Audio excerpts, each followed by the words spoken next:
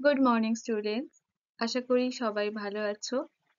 তোমাদের দ্বিতীয় ভাষা সাহিত্য সম্ভারের একটি গল্প, অর্থাৎ লেখক ত্রৈলোক্যনাথ মুখোপাধ্যায়ের লেখা কঙ্কবতী গল্পটা নিয়ে আমরা পড়ছিলাম, তাই তো?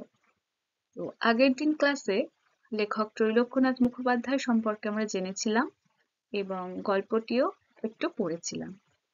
তো সেই গল্পের বিস্তারিত আলোচনা পর্বে পরবর্তী অংশ নিয়ে আমি হাজির হয়েছি আজ। তো চলো গল্পের পরবর্তী অংশ দেখে নেওয়া যাক। তো গল্পটা আমরা আগের দিন কতটা পড়েছিলাম, কারো মনে আছে? বলতে পারবে কেউ? আচ্ছা, আমি বলছি। তো গল্পটা শুরু হয়েছিল কঙ্কাবতী নামে এক তরুণী এবং একটি ব্যাঙের কথোপকথন থেকে, এবং গোটা গল্পটাই তাই। তো ব্যাঙ ইংরেজদের সাজ সেজে আহ দাঁড়িয়ে আছে এবং সে তার ভাষাও ইংরেজদের মতো বলার চেষ্টা করছিল। আর কঙ্কাবতী সে গ্রামের রাস্তা জিজ্ঞেস করার জন্য তার সঙ্গে কথা বলে এবং সে ব্যাঙ মহাশয় বলাতে সে খুব রেগে যায় ব্যাঙ, এবং তাতে রেগে গিয়ে কঙ্কাবতীকেও দুটো কথা শোনায়।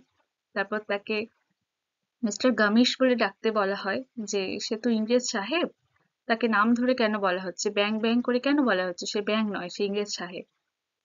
তো এরপরে কঙ্কাবতী বাধ্য হয়ে সে তার গ্রামের রাস্তা জানার জন্য তাকে মিস্টার গামিশ বলেও ডাকে। তারপর ব্যাঙ প্রসন্নিত হয়ে, অর্থাৎ ব্যাঙ খুশি হয়ে, তারপর তার সঙ্গে কথা বলা আরম্ভ করে, তার রাগ ঠান্ডা হয়ে গেলে।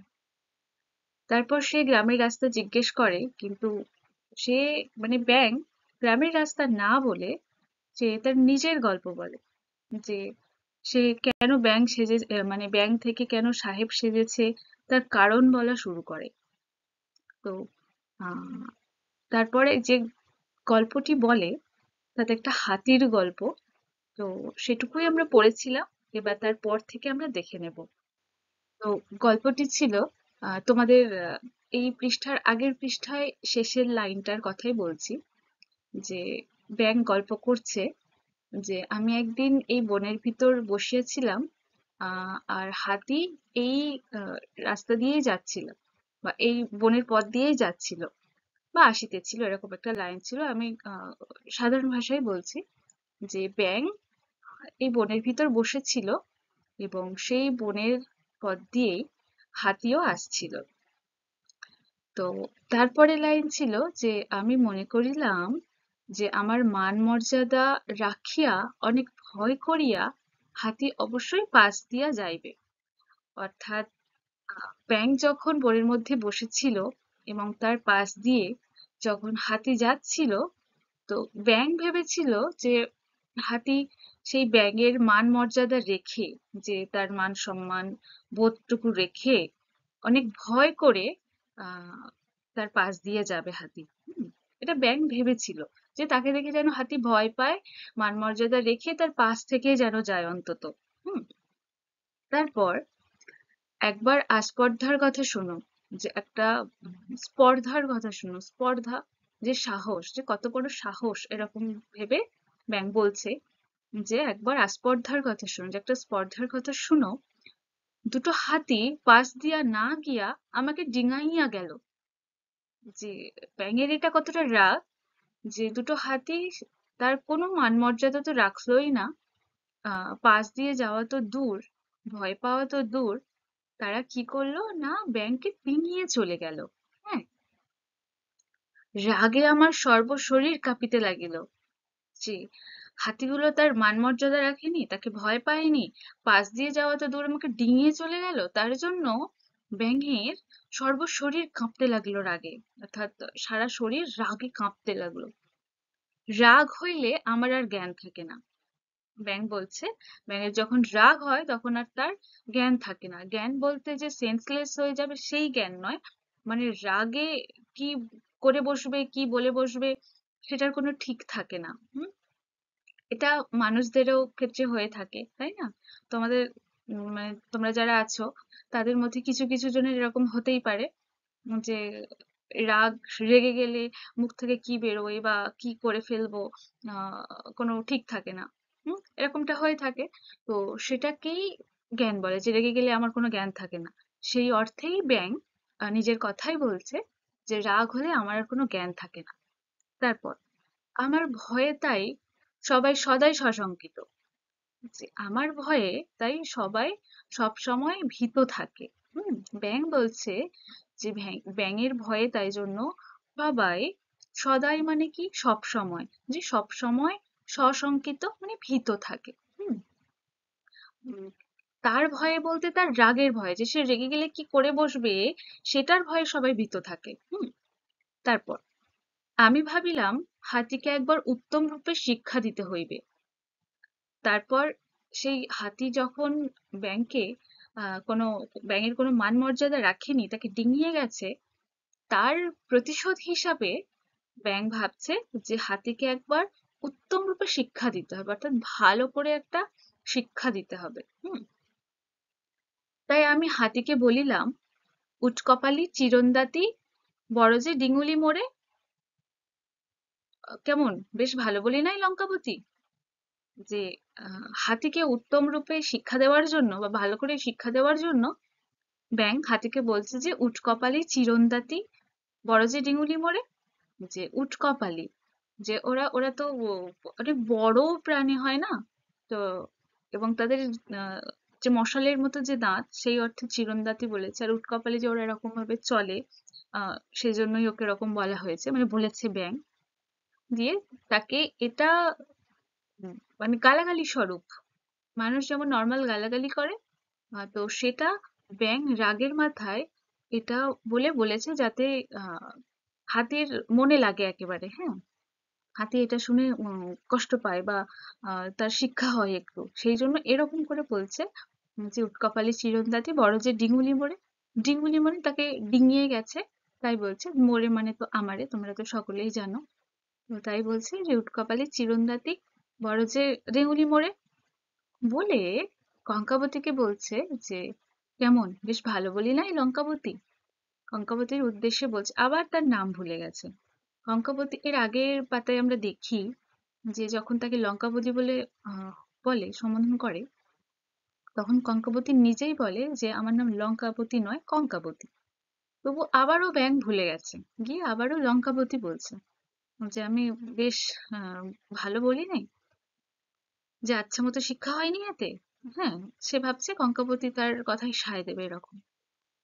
কঙ্কাবতী বললেন, আমার নাম কঙ্কাবতী, লঙ্কাবতী নয়।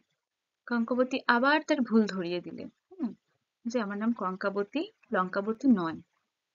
আপনি উত্তম বলিয়াছেন। কঙ্কাবতী তার কথায় আবার সায় দিয়ে বলছেন, কারণ তাকে তো সেই গ্রামে যেতে হবে, তাই না? সেই জন্য বাধ্য হয়ে তার কথায় কথা মেলাচ্ছে যে আপনি উত্তম বলিয়াছেন, অর্থাৎ আপনি একদম ঠিক বলেছেন বা ভালো বলেছেন। হুম, গ্রামে যাইবার পথ আপনি বলিয়া দিলেন না, তবে আমি যাই, আর আমি এখানে অপেক্ষা করিতে পারি না। কঙ্কাবতী এবার, তার দেরি হয়ে যাচ্ছে তার স্বামী কে সুস্থ করানোর জন্য, সে তো গ্রামে যেতে চাইছে, এক ফোঁটা দেরি করা যাবে না। সেখানে দাঁড়িয়ে দাঁড়িয়ে সেই ব্যাঙ তাকে তার গল্প শোনাচ্ছে, সে কি আর দাঁড়াতে পারে? তাই জন্য আবারও ব্যাঙকে বললেন যে গ্রামে যাবার পথ আপনি বলে দিলেন না, তাহলে আমি যাই, আর আমি এখানে অপেক্ষা করতে পারি না। যে দেরি হচ্ছে সেই বলবেন না, যখন দাঁড়িয়ে কি করব, এরকম একটা ভেবে বললেন কঙ্কাবতী। ব্যাঙ বলিলেন, শোনো না, অত তাড়াতাড়ি করো কেন? দুষ্ট হাতির একবার কথা শোনো। আমি রাগিয়াছি দেখিয়া তাহার প্রাণে ভয় হইল না। হাতিটি উত্তর করিল, থাক থাক থাক, থ্যাবড়া নাকি ধর্মে ধর্মে রেখেছে তোরে। হ্যাঁ, হ্যাঁ কঙ্কাবতী, আমার কি থ্যাবড়া নাক? হুম। ব্যাঙ যখন কঙ্কাবতী চলে যাওয়ার কথা বলছেন, ব্যাঙ তখন আবার বললেন যে শোনো না, এত তাড়াতাড়ি কেন করো? হুম, যে যাওয়ার এত তাড়া কেন? আহ একটা দুষ্ট হাতির একবার কথা শোনো। যে সেই দুষ্ট হাতির আরো কথা শোনো, মানে সে আরো গল্প করতে চাইছে, যে কঙ্কাবতীকে যেতে দিচ্ছেনই না। তারপর বলছে, আমি রাগিয়াছি দেখিয়া তাহার প্রাণে ভয় হইল না।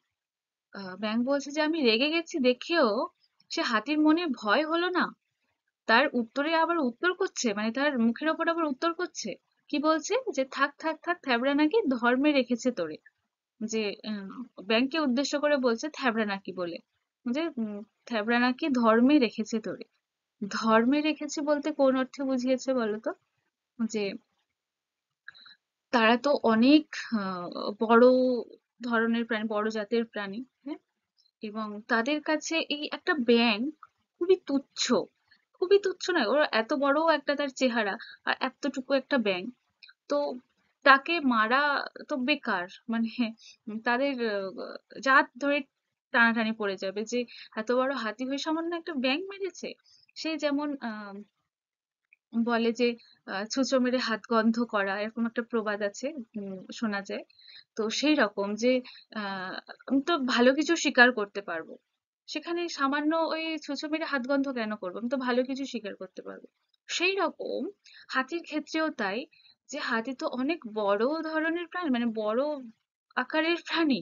সে তো আরো অন্য কিছু স্বীকার করতে পারবে, অন্য কিছু মারতে পারবে। সামান্য ব্যাঙকে মেরে তার মান সম্মান নষ্ট করে লাভ নেই, হ্যাঁ, এরকম। তাই বলছে যে ধর্মে রেখেছে তোরে, না হলে ওরকম একটা ছোট্ট তুচ্ছ প্রাণীকে আমি পা দিয়ে পিষেই মেরে ফেলে দিতে পারতাম। হুম, তো তাকে যে ওই থ্যাবড়া নাকি বলেছে, সেটাতেই তার গায়ে লেগে গেছে ব্যাঙের। হুম, ও তাহলে দেখো, দুজন দুজনকে একটা কথা বললো, যে ব্যাঙ হাতিকে বলল উটকপালি চিরুনদাতি, আর হাতি উল্টে ব্যাঙকে বলছে কি থ্যাবড়া নাকি। ঠিক আছে, দুটো মনে রাখ। যাই হোক, তারপর দেখো, তো সেই থ্যাবড়া নাকি বলাতে সে যে কষ্ট পেল, রেগে গেল আরো।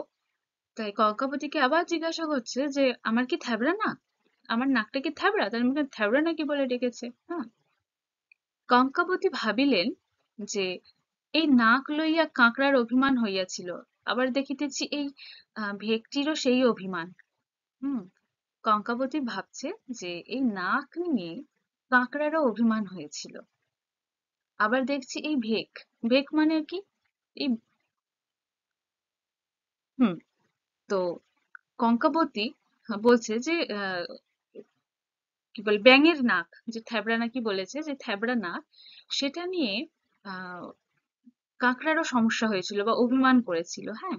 আর এখন দেখছে ভেকটারও অভিমান সেই নাক নিয়ে, যে ব্যাঙটারও সেই অভিমান, হ্যাঁ। এবং ব্যাঙের অভিমানের কারণ হাতির জন্য, যে হাতি তাকে থ্যাবড়া নাকি বলেছে। তাই সে দেখছে, মানে কঙ্কাবতী দেখছেন যে ব্যাঙের নাকের নিয়ে সবার সমস্যা বা সবার অভিমান, হ্যাঁ। কাকড়ারও অভিমান হয়েছিল, এখন আবার ব্যাঙটারও অভিমান হচ্ছে তার নিজের নাক নিয়ে। হুম, তারপর কঙ্কাবতী বলিলেন, না না, কে বলে আপনার থ্যাবড়া নাক? আপনার চমৎকার নাক মহাশয়, এই দিক দিয়ে কি গ্রামে যাইতে হয়? কঙ্কবতী আবার তাকে না চটিয়ে, দেখছেনই যে ব্যাঙ এমনি রেগে আছে বা তাকে রাগিয়েছিল, সেই গল্প করছেন, সেই জন্য তাকে আরো না চটিয়ে, গ্রামের রাস্তা তো তার থেকেই জানতে হবে, সেই জন্য কঙ্কাবতী আবার বলছেন তার উত্তরে যে না না, কে বলে আপনার থ্যাবড়া নাক? অর্থাৎ আপনার থ্যাবড়া নাক নয়, আপনার চমৎকার নাক, যে খুব সুন্দর নাক। বলে আবার সে গ্রামের রাস্তা জিজ্ঞেস করে যে মহাশয়, এই দিক দিয়ে কি গ্রামে যেতে হয়? দিয়ে আবার জিজ্ঞাসা করলো।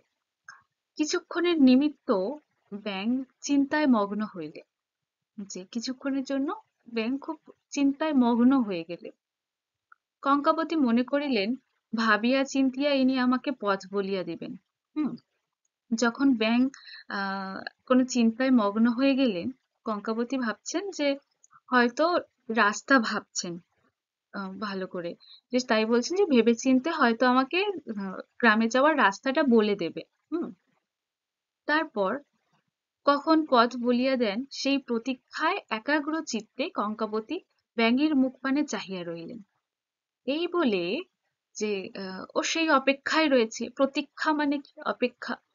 তো সেই অপেক্ষায় রয়েছে কঙ্কাবতী, যে ব্যাঙ হয়তো ভাবছে গ্রামের রাস্তা, ভেবেচিন্তে আমাকে গ্রামের রাস্তা বলে দেবে। আর সেই জন্য কঙ্কাবতী অপেক্ষা করছে যে কখন বলে দেবেন, হ্যাঁ। সেই জন্য ব্যাঙের মুখের দিকে তাকিয়ে রয়েছে। স্থির গম্ভীর ভাবে অনেকক্ষণ চিন্তা করিয়া অবশেষে ব্যাঙ বলিলেন, তবে বোধহয় কথার মিল করিবার নিমিত্ত হাতি আমাকে থ্যাবড়া নাকি বলিয়াছে। অর্থাৎ ব্যাঙ তখন এটাই ভাবছিল এতক্ষণ ধরে, হ্যাঁ, তার গ্রামের রাস্তা নয়। সে স্থির গম্ভীরভাবে এতক্ষণ ধরে চিন্তা করে করে এটাই বলছে অবশেষে যে তবে বোধহয় কথার মিল করবার জন্য হাতি আমাকে থ্যাবড়া নাকি বলেছে।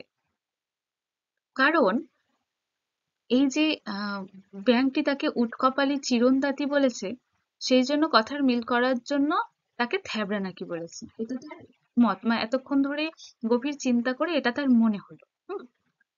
তারপর দেখো, কারণ এই দেখো না, আমার কথার আর হাতির কথায় মিল হয়। উটকপালি চিরনদাতি বড় যে ডিঙুলি মোড়ে, তার মিল দিয়ে বলছে থাক থাক থাক থ্যাবড়া নাকি ধর্মে রেখেছে তোরে। তো সে এতক্ষণ ধরে এই মিলটা খুঁজে বের করলো ব্যাং। কি বলছে যে আমার আর হাতির কথার মিল হয়, তাদের ওই লাইনটার মিল, শুধু ওই নামটা নয় যে উটকপালি চিরনদাতি আর থ্যাবড়া নাকি বলে, পুরো লাইনটার মিল ভেবেছে সে এতক্ষণ ধরে, যে উটকপালি চিরনদাতি বড় জেডিমুলি মোড়ে, আর থাক থাক থাক থ্যাবড়া নাকি ধর্মে রেখেছে তোরে। এই দুটো লাইনের মিল আছে, একটা ছন্দবদ্ধ মিল। তো সেটাই এতক্ষণ ধরে ভাবলো যে দুজনের কথার মিল রয়েছে, তাই জন্য আমাকে থ্যাবড়া নাকি বলেছে। হ্যাঁ, এটা সে মনে করছে। কঙ্কাবতী আহ কঙ্কা কবিতাটি খবরের কাগজে ছাপাইলে হয় না? এবার তাকে ঠিকঠাক নামে ডেকেছে, যে কঙ্কাবতী, এটা একটা কবিতা হয়ে গেল, একটা ছন্দ মিলে গেল। তো একটা কবিতা হয়ে গেল, তো এই কবিতাটি খবরের কাগজে ছাপালে হয় না বলে কঙ্কাবতীকে জিজ্ঞাসা করছে। কিন্তু ইহাতে আমার নিন্দা আছে, থ্যাবড়া নাকের কথা আছে, তাই খবরের কাগজে ছাপাইবো না। হ্যাঁ, তো এটা ভাবলো ব্যাং যে এটা খবরের কাগজে ছাপাবে, কিন্তু এতে যে তার নিন্দা রয়েছে, অর্থাৎ থ্যাবড়া নাক, তার সম্পর্কে নিন্দা করা হচ্ছে, তাই জন্য বলছে যে থ্যাবড়া নাকের কথা আছে, এই খবরের কাগজে ছাপাবো না। শুনলে তো এখন হাতির একবার আস্পর্ধার কথা, তাই আমি ভাবিলাম সাহেব না হইলে লোকে মান্য করে না। এই যে তার সাহেব সাজার কারণ, সে এতক্ষণ ধরে এই গল্পটার মধ্যে দিয়ে বোঝালো যে তাকে মান্য করতো না, সে নিতান্ত তুচ্ছ একটা ব্যাঙ, ছোট, তাই জন্য তাকে কেউ মান্য করতো না। হ্যাঁ, যে শ্রদ্ধা সম্মান করতো না। তাই সে যদি সাহেব সাজে, ইংরেজ সাজে, তাহলে তাহলে তাকে সবাই সম্মান করবে, মর্যাদা দেবে। তাহলে তখন যে পরাধীন ভারতবর্ষে, মানে ইংরেজদের অধীনেই তো ভারতবর্ষ ছিল, তো যেহেতু কার যার অধীনে থাকবে তাদেরকেই তো সবাই সম্মান করবে, শ্রদ্ধা করবে, তাই না, তাদেরকে মেনে চলবে। তো সেই সময়টা তাই হতো। সেই জন্য ব্যাং দেখে এটা শিখেছে বা এটা বুঝেছে যে আমি যদি ইংরেজ সাজি বা সাহেব সাজি, তাহলেই হয়তো সবাই আমাকে মান্য করবে, সম্মান শ্রদ্ধা করবে। হ্যাঁ, সেটাই বলছে এখন, যে সাহেব না হলে লোকে মান্য করে না। হুম।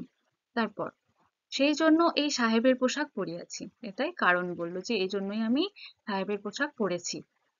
আমাকে ঠিক সাহেবের মতো দেখাইতেছে তো? কঙ্কাবতীকে আবার জিজ্ঞাসা করছে যে আমি যে সাহেবের মতো সাজলাম, তা আমাকে আমাকে সাহেবের মতো দেখাচ্ছে তো? হুম। এখন হইতে আমাকে সকলে সেলাম করিবে, সকলে ভয় করিবে। তো সে ভাবছে সে একেবারে সাহেব সেজে গেছে, তাকে একেবারে সাহেবের মতোই লাগছে। হুম। তাই বলছে এখন থেকে আমাকে সবাই সালাম করবে, আর সকলে ভয় করবে, মানে সবাই তাকে ভয় করে চলবে। যখন রেলগাড়ির তৃতীয় শ্রেণীতে গিয়া চড়িব, তখন সে গাড়িতে অন্য লোক উঠিবে না। অর্থাৎ সেই সময়কার একটা বাস্তব চিত্র তুলে ধরছেন লেখক এখানে, যে তখন ইংরেজরা কি কি করতেন, বা তারা তাদেরকে কোথায় কোথায় মান্য করা হতো, সেগুলোরও একটা স্পষ্ট চিত্র তুলে ধরছেন। দেখো, উম যে ইংরেজদেরকে সবাই মান্য করতো, সেটাও বোঝা যাচ্ছে। এবং আরো রেলগাড়ির তৃতীয় শ্রেণীতে, রেলগাড়ির তৃতীয় শ্রেণীতে যখন ইংরেজরা চড়ে, তখন কি হয়, তাদের সেই গাড়িতে আর অন্য কোনো লোক ওঠে না। হুম। তো সেটাও ব্যাঙ ভাবছে যে আমিও রেলগাড়ির তৃতীয় শ্রেণীতে যখন উঠবো, যে থার্ড ক্লাস কম্পার্টমেন্ট যেটা, যে সেখানে উঠলে তাহলে সেই কামরাতে বা সেই কম্পার্টমেন্টে তাহলে আর অন্য কেউই উঠবে না। হুম। তারপর টুপি মাথায় দিয়া আমি দ্বারের নিকট গিয়া দাঁড়াইব, সকলে উকি মারিয়া দেখিবে আর ফিরিয়া যাইবে, আর বলিবে ও গাড়িতে সাহেব রহিয়াছে। কেমন কঙ্কাবতী, এই পরামর্শ ভালো নয়? দেখো, সে আরো কিছু ভাবছে তার কল্পনার জগতে, যে টুপি মাথায় দিয়ে আমি যখন দরজার কাছে গিয়ে দাঁড়াবো, দরজা বলতে সেই ট্রেনের সেই দরজা, সেখানে গিয়ে যখন দাঁড়াবে, সবাই উঁকি মেরে দেখবে আর ফিরে যাবে। হুম। যে সবাই উঁকি মেরে মেরে তাকে দেখবে আর বলবে যে ওই গাড়িতে সাহেব রয়েছে। হ্যাঁ। তো সেই গাড়িতে কেউ উঠবে না, কিন্তু উঁকি মেরে তাকে দেখতে আসবে, কারণ সে তো সাহেব, ইংরেজ সাহেব, তাকে তো সবাই দেখতে আসবে। হুম।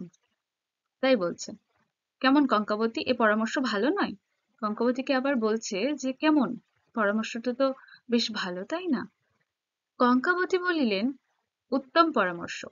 কঙ্কাবতী তো বিপদে পড়েছে, তার থেকে গ্রামের রাস্তা তো তাকে জানতে হবে, তাই সে সবকিছুতেই হ্যাঁ করে যাচ্ছে, তালে তাল মিলিয়ে যাচ্ছে প্রত্যেক কথায়, যে হ্যাঁ, খুব ভালো পরামর্শ, এক্ষণে অনুগ্রহ করে পথ বলিয়ে দিন, আর যদি না দেন তো বলুন, আমি চলিয়া যাই। কঙ্কাবতী এবার বিরক্ত হচ্ছে। হ্যাঁ, কারণ তাকে তো যেতে হবে, তাই না? সে বিপদে পড়েই তার কাছে এসেছেন তাকে রাস্তা দেখিয়ে দেওয়ার জন্য। তাই বলছেন আবার যে এখন দয়া করে যদি পথটা বলে দেন, আর যদি না বলে দেন তাহলে আমি, বলুন, আমি চলে যাচ্ছি। হুম। কানে হাত দিয়া ব্যাঙ জিজ্ঞাসা করিলেন, কি বলিলে? কানে হাত দিয়ে তখন ব্যাঙ আবার জিজ্ঞাসা করছে কঙ্কাবতীকে যে কি বললে। তারপর তারপর দেখো, কঙ্কাবতী বলিলেন, আমি জিজ্ঞাসা করিলাম কোন পথ দিয়ে গ্রামে যাইব, গ্রাম এখান হইতে কত দূর, কতক্ষণে সেখানে গিয়া পৌঁছিব। কঙ্কাবতী এবার সত্যিই বিরক্ত বোধ করছে, যখন এতবার করে প্রথম থেকে এই গ্রামে যাওয়ার পথ জিজ্ঞাসা করা থেকেই তাদের কথোপকথন শুরু হয়, এবং এই গল্পের মাঝে মাঝে অনেকবার এই কঙ্কাবতী বলেই চলেছে যে গ্রামে যাওয়ার রাস্তা কোন দিক দিয়ে যাব, কত দূর এখান থেকে, এই কথা বলতেই আছে। তবু ব্যাঙ শুনেও না শোনার ভান করছে, বা যেন শুনতেই পাচ্ছে না। তাই আবার কঙ্কাবতীকে জিজ্ঞাসা করছে যে কি বললে। তার উত্তরে কঙ্কাবতী আবার বলছে যে আমি জিজ্ঞাসা করলাম যে কোন পথ দিয়ে গ্রামে যাব, গ্রাম এখান থেকে কত দূর, বা কতক্ষণে সেখানে গিয়ে আমি পৌঁছাবো। আবার জিজ্ঞাসা করি। ব্যাঙ বললেন, আমার একটা হিসাব করিয়া দাও, পথ দেখাইয়া দিব কি, আমি আমি এখন ঘোর বিপদে পড়িয়াছি। ব্যাঙ বলছে আবার উত্তরে, সে আবার নিজের কথা বলছে, তার রাস্তা আর দেখিয়ে দিচ্ছে না, বলছে যে আমার একটা হিসাব করিয়া দাও। যে আমার একটা হিসেব করে দাও, পথ দেখাইয়া দিব কি, আমি এখন ঘোর বিপদে পড়েছি, তো তোমার রাস্তা আর কি দেখিয়ে দেবো, আমি নিজেই অনেক বড় বিপদে পড়ে আছি। হুম। আমার একটি আধুলি ছিল, একজনকে তাহা আমি ধার দিয়েছি। আধুলি, যেটা একটা মুদ্রা, 50 পয়সার মুদ্রা। তো তাই বলছে যে আমার একটা আধুলি ছিল, আমি একজনকে সেটা ধার দিয়েছি। তাহার সহিত নিয়ম হইয়াছে যে যাহা বাকি থাকিবে প্রতিদিন তাহার অর্ধেক দিয়া সে ঋণ পরিশোধ করিবে। যে তার সাথে এটা ডিল হয়েছে আর কি, সেটা বোঝাতে চাইছে, যে এটা কথা হয়েছে যে যা বাকি থাকবে, যেটা প্রতিদিন তার অর্ধেক দিয়ে দিয়ে সেই ঋণ শোধ করবে। প্রথম দিন সে আমাকে 4 আনা দিবে। 4 আনা মানে 4 আনা, 4 আনা বলতে 25 পয়সা বোঝায়। ঠিক আছে?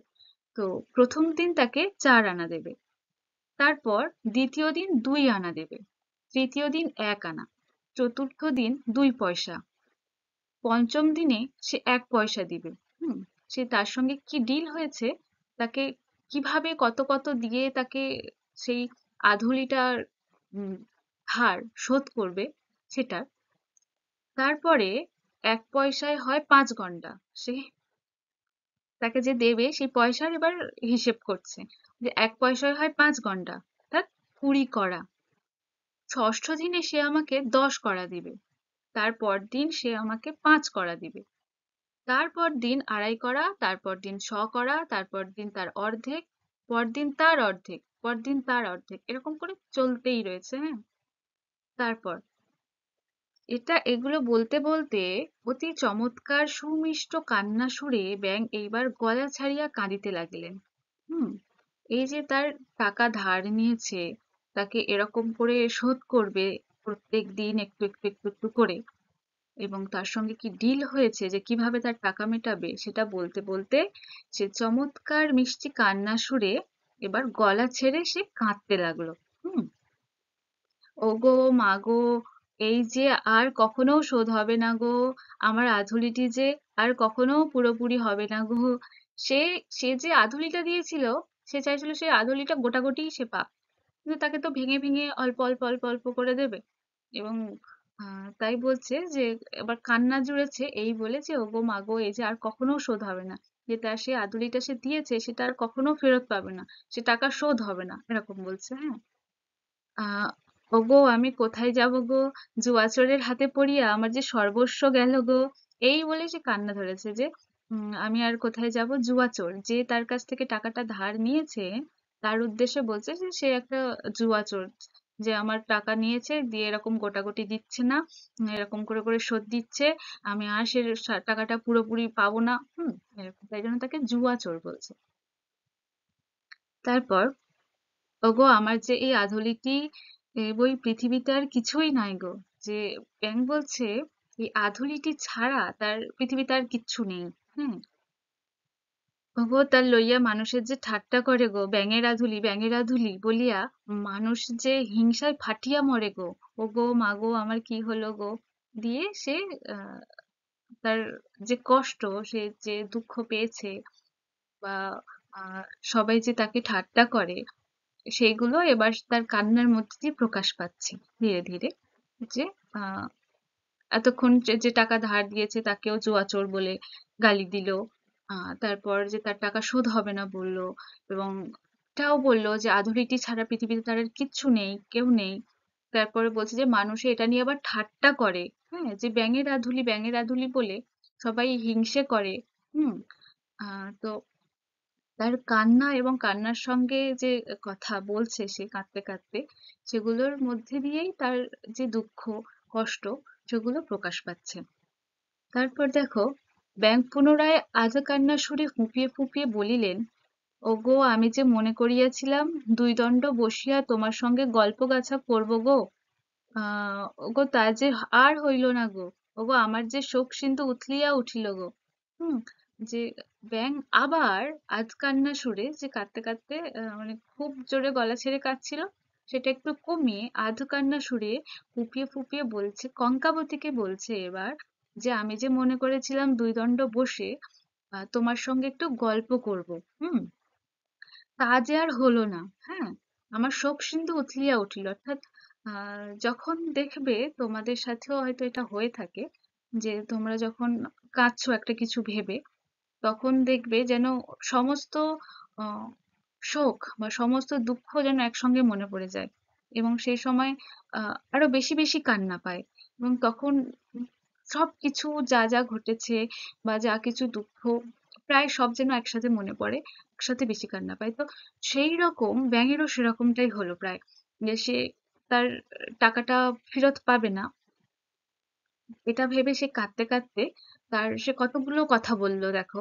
সে তার পৃথিবীতে এই আধুলি ছাড়া কিচ্ছু নেই, সবাই তাকে ঠাট্টা করে, হ্যাঁ, এই এই সমস্ত কথাও বলে সে আরো জোরে জোরে কাঁদছিল। তো তাই একটু কাঁদতে কাঁদতে তার একটু মনে হলো যে তার সামনে কেউ আছে। হ্যাঁ। তো তাই সে আবার একটু কান্নাটা থামিয়ে কঙ্কাবতীকে বলছে যে আমি ভাবলাম যে তোমার সঙ্গে একটু বসে গল্প করব, কিন্তু আমার তো শোক সিন্ধু উথলে উঠেছে। যে তারপর হুম। ওগো তুমি ওই দিক দিয়া যাও গো, তাহা হইলে লোকালয় পৌঁছিতে পারিবে গো। সে ওই আধা কান্নায় স্বরেই সে বলছে যে তুমি ওই একটা রাস্তার দিক দেখিয়ে দিয়ে বলছে ওই দিক দিয়ে যাও, তাহলে লোকালয়ে পৌঁছাতে পারবে। হুম। ওগো সে যে অনেক দূর গো। হ্যাঁ। বলছে যে যে গ্রামের দিকটা দেখালো সেটা অনেক দূর। ওগো আজ সেখানে যাইতে পারিবে না গো, যে সেই গ্রামে সে আজকে পৌঁছাতে পারবে না। তারপর আরো বলছে, ওগো তোমরা যে আমাদের মতো লাফাইতে পারো না গো। ওগো তোমরা যে গুটি গুটি চলিয়া যাও গো, ওগো তোমাদের চলন দেখিয়া আমার যে কান্না পায় না গো। ওগো তুমি যে লোক ভালো গো, আমার যে আধুলিটি এইবার জন্মের মতো গেল গো, গো আমার কি হইল গো, গো মা গো, দিয়ে তার কান্না চলতে থাকে। তো সেই কাঁদতে কাঁদতেই কান্নার মধ্যে দিয়েই সে কঙ্কাবতীর রাস্তা বলে দিল যে ওই দিক দিয়ে যেতে হয় বা সেটা কত দূর, সব উত্তর একসাথেই দিয়ে দিল। হ্যাঁ, যে ওই দিক দিয়ে গেলে তুমি লোকালয়ে পৌঁছাতে পারবে, তারপর সেটা এখান থেকে অনেক দূর, আজকে তুমি পৌঁছাতে পারবে না, হ্যাঁ, এরকমটা বলে দিল। তারপরেও আরো একটা কথা বলল যে তোমরা যে আমাদের মতো লাফাতে পারো না, হ্যাঁ, যে এবারে সে নিজেকে ব্যাঙ বলেই মনে করছে। হুম, এতক্ষণ সে নিজেকে সাহেব বলছিল, সাহেবের সাজ সেজে সে নিজেকে সাহেব ভেবে ফেলছিল, এবং এখন সে তার নিজের জায়গাতেই আবার ফিরে এসেছে। যে সে আবার বলছে যে ব্যাঙের মতো তোমরা লাফাতে পারো না, তোমরা যে গুটি গুটি পায়ে চলো। হুম, তাই বলছে তোমাদের চলন দেখে আমার যে কান্না পায় না গো, যে তোমরা যে গুটি গুটি করে চলো সেই চলন দেখে আমার কান্না পায় না। তারপরে আবার কঙ্কাবতীকেও প্রশংসা করলো যে তুমি যে লোক ভালো গো, যে তুমি অনেক ভালো মানুষ, এটা বলার চেষ্টা করলেন। তারপরে আবার তার নিজের কথাই চলে গেল যে আমার যে আধুলিটা এবার জন্মের মতো গেল গো, আমার কি হলো, ওগো মাগো বলে আবার কান্না ধরেছে। হ্যাঁ, তো দেখো, ব্যাঙ এখানে প্রথমে নিজেকে সাহেব সাজানোর চেষ্টা করছিল, যে সবাই তাকে যাতে মান্য করে, তাকে সম্মান শ্রদ্ধা করে। হ্যাঁ, যে এটা একটা ব্যর্থ চেষ্টা মাত্র। সে তো সত্যিকারের তো সাহেব হয়ে যাচ্ছে না যখন সাহেবের সাজ সাজছে। দেখবে প্রথমেই দেওয়া আছে যে তার গায়ের রংটা কিন্তু সাবান মেখেও পরিবর্তন হয়নি, সেই গায়ের রঙেই আছে, মানে ব্যাঙের গায়ের রঙের মতোই আছে, শুধু পোশাকটা পরিবর্তন করে সাহেবের রূপ নিয়েছে। তো তাতে তো আর সত্যিকারের সাহেব হয়ে যাচ্ছে না। এবং এই যে ব্যর্থ চেষ্টা, এবং শেষে কিন্তু যখন তার সে আধুলি খোয়া যেতে বা যে ধার নিয়ে দিচ্ছে না, তখন আবার ধীরে ধীরে সে তার নিজের জায়গায় নিজেই ফিরে এসেছে। হুম?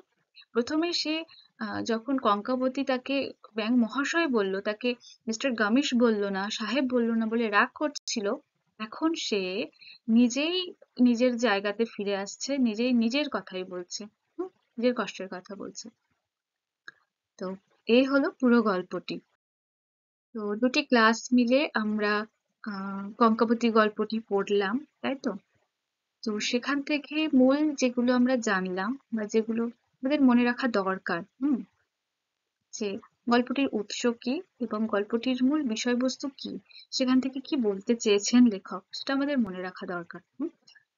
তো এই গল্পটি অর্থাৎ লেখক ত্রৈলোক্যনাথ মুখোপাধ্যায়ের লেখা কঙ্কাবতী গল্পটি বা কাহিনীটি তার লেখা মূল উপন্যাস কঙ্কাবতী নামক তার মূল উপন্যাস থেকেই নেওয়া হয়েছে, যেটি 1892 সালে প্রকাশিত হয়। এবং এই গল্পের দুটি চরিত্র মূল, এক হলো ব্যাঙ আর একটা হলো কঙ্কাবতী।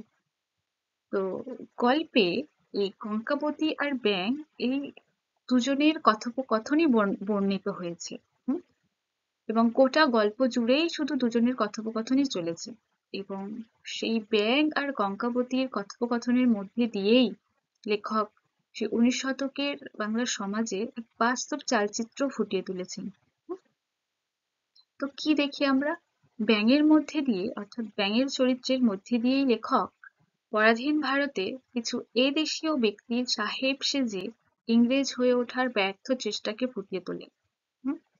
যে সেই সময় পরাধীন দেশ অর্থাৎ ইংরেজদের অধীনে আমাদের দেশ ছিল। তো সেই সময় ইংরেজদের কথা মতোই দেশ চলতো, ইংরেজরাই শাসন করত। তো সেই সেই সময় ইংরেজদের যে কতটা ভ্যালু, সেটা গল্পের শেষের দিকেও বলা হলো।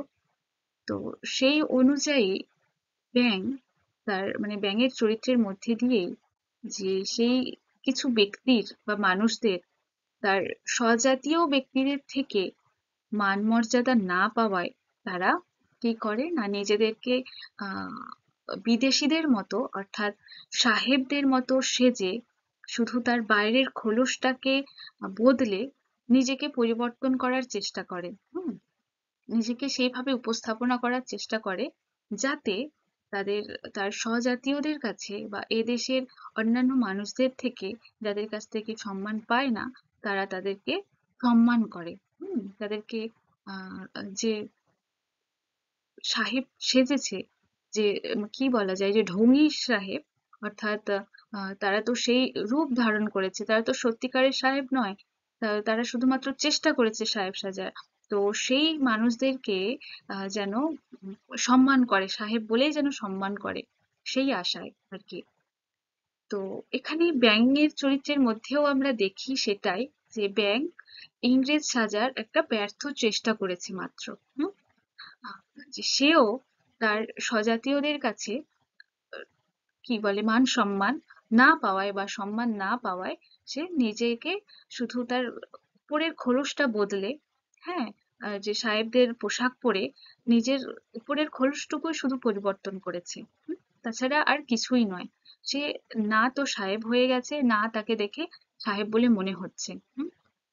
আবার দেখা যায় যে অপরদিকে কি হয়, ব্যাঙ যখন তার নিজের শোক তাপ বা নিজের শোক জেগে ওঠে, তখন সেই ব্যাঙ আবার, যে ব্যাঙ কিনা ইংরেজি ভাষাতেও কথা বলছিল এবং নিজেকে সাহেব বলে দাবি করছিল, যাতে তার সমজাতীয় লোকজন বা তার সমজাতীয়রা তাকে সম্মান করে, সালাম ঠোকে, আহ তাকে সাহেব বলে গণ্য করে। উম সেই সাহেব, অর্থাৎ নকল সাহেব সাজা সেই ব্যাঙ, সে তখন যখন তার শোক হয়, তখন সে আবার সেই ভারতীয় বাংলা ভাষায় ইনিয়ে বিনিয়ে আবার কথা বলে বা কান্না করে। তো এই যে ব্যাঙের যে সাহেব সাজার ব্যর্থ চেষ্টা, অর্থাৎ এই সমকালীন যুগের যে 19 শতকের বাংলা সমাজের সেই কিছু এদেশীয় ব্যক্তিদের সেই ইংরেজ সাহেব সাজার যে ব্যর্থ চেষ্টা, সেটাই লেখক এখানে ফুটিয়ে তুলেছেন। এবং কঙ্কাবতীর জবানের মধ্যে দিয়ে বা কঙ্কাবতী চরিত্রের মধ্যে দিয়ে তাদের সেই সাহেব সাজার চেষ্টাটাকে ব্যঙ্গ বিদ্রূপে তাদের মুখোশ খোলার চেষ্টা করেন। অর্থাৎ তাদের যে সাহেব সাজার যে ব্যর্থ চেষ্টা, সেটাকেই একরকম নাস্তানাবুদ করে দেয় সেই সমস্ত চরিত্রগুলোকে। ঠিক আছে? তো এটাই হলো মূল বিষয় এই গল্পের, তোমরা মনে রেখো।